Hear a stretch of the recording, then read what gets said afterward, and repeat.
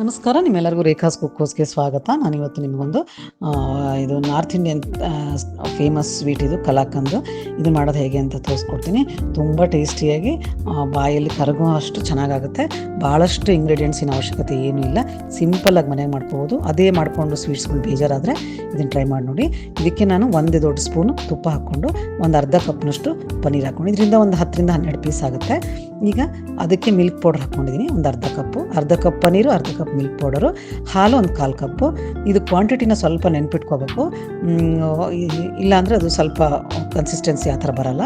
ಅದನ್ನ ಕರೆಕ್ಟ್ ಈ ಕ್ವಾಂಟಿಟಿ ಹಾಕಿದರೆ ನಿಮಗೆ ಚೆನ್ನಾಗಿ ಒಳ್ಳೆ ಪೀಸಸ್ ಬರುತ್ತೆ, ತುಂಬ ಸಾಫ್ಟಾಗಿರುತ್ತೆ. ನೋಡಿ, ಇದನ್ನೆಲ್ಲ ಹಾಕಿದ್ಮೇಲೆ ನಾವು ಚೆನ್ನಾಗಿ ಮಿಕ್ಸ್ ಮಾಡಬೇಕು.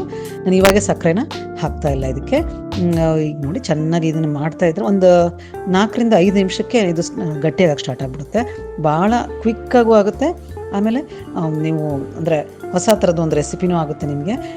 ಈ ಥರ ಮಾಡ್ಕೊಂಡು ನೋಡ್ಬೋದು. ನೋಡಿ, ಈ ಥರ ಇದಕ್ಕೆ ಒಂದು 6ರಿಂದ 8 ನಿಮಿಷ ತೊಗೊಳುತ್ತೆ. ಈ ಥರ ಕುಕ್ ಮಾಡಿ ಇದು ಈ ಥರ ಸ್ವಲ್ಪ ಗಟ್ಟಿಯಾದಾಗ ನಾನು 3 ಸ್ಪೂನು ದೊಡ್ಡ ಸ್ಪೂನಷ್ಟು ಶುಗರ್ ಹಾಕ್ಕೋತಿದ್ದೀನಿ. ಶುಗರ್ ಕೂಡ ಕೆಲವರು 3ರಿಂದ 4 ಸ್ಪೂನ್ ಹಾಕ್ಕೋಬೋದು, ಅದು ನಿಮ್ಮ ಇಷ್ಟ.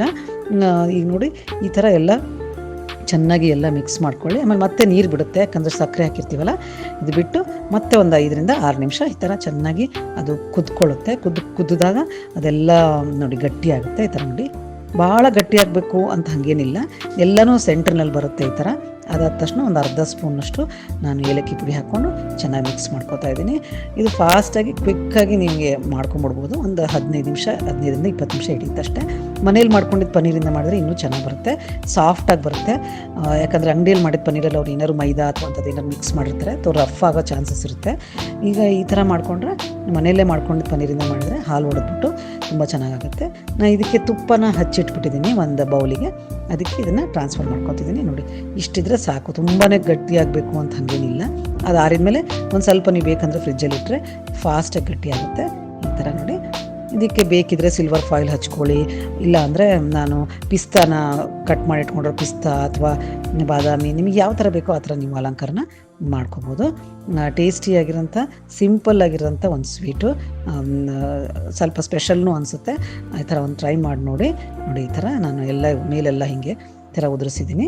ಪಿಸ್ತಾನ ಸಣ್ಣದಾಗಿ ಹೆಚ್ಚಿಟ್ಟಿದ್ದೀನಿ, ಇದನ್ನು ಹಾಕಿದ್ದೀನಿ. ಈಗ ಇದು ಸ್ವಲ್ಪ ಆರಕ್ಕೆ ಬಿಟ್ಟ ಮೇಲೆ ಕಟ್ ಮಾಡಬೇಕು, ಇಲ್ಲಾಂದರೆ ಅದು ಪೀಸಸ್ ಅಷ್ಟು ಚೆನ್ನಾಗಿ ಬರೋಲ್ಲ. ಇದು ಚೆನ್ನಾಗಿ ಒಂದು ಅರ್ಧ ಗಂಟೆ ರೆಫ್ರಿಜ್ರೇಟ್ ಮಾಡಿದ್ಮೇಲೆ ನಾನು ಇವಾಗ ಈ ಪೀಸಸ್ನ ಕಟ್ ಮಾಡ್ತಾಯಿದ್ದೀನಿ. ನೋಡಿದ್ರಲ್ಲ, ನೀವು ದೊಡ್ಡದಾಗಿ ಕಟ್ ಮಾಡಿದ್ರೆ ಕಡಿಮೆ ಪೀಸಸ್ ಬರುತ್ತೆ, ಸಣ್ಣದಾಗಿ ಕಟ್ ಮಾಡಿದ್ರೆ ನಿಮಗೆ ಒಂದು 12 ಪೀಸಸ್ ಬರ್ಬೋದು. ನೋಡಿ, ಈ ಥರ ನೋಡಲ್ಲ ಎಷ್ಟು ಚೆನ್ನಾಗಿ ಸಾಫ್ಟಾಗಿರುತ್ತೆ, ಬಾಯಲ್ಲಿ ಕರಗುತ್ತೆ. ಆ ಥರ ಒಂದು ರೆಸಿಪಿ ಇದು, ಟ್ರೈ ಮಾಡಿ ನೋಡಿ. ಈ ಥರ ಮಾಡಿ ನೋಡಿ, ಹೇಳಿ ನನಗೆ ಹೇಗಿದೆ ಅಂತ. ಆಮೇಲೆ ನನ್ನ ಚಾನಲ್ಗೆ ಇನ್ನೂ ಯಾರಾದರೂ ಸಬ್ಸ್ಕ್ರೈಬ್ ಮಾಡ್ಕೊಂಡಿಲ್ಲ ಅಂದರೆ ಮಾಡ್ಕೊಳ್ಳಿ. ತುಂಬ ಧನ್ಯವಾದಗಳು. Thank you very much.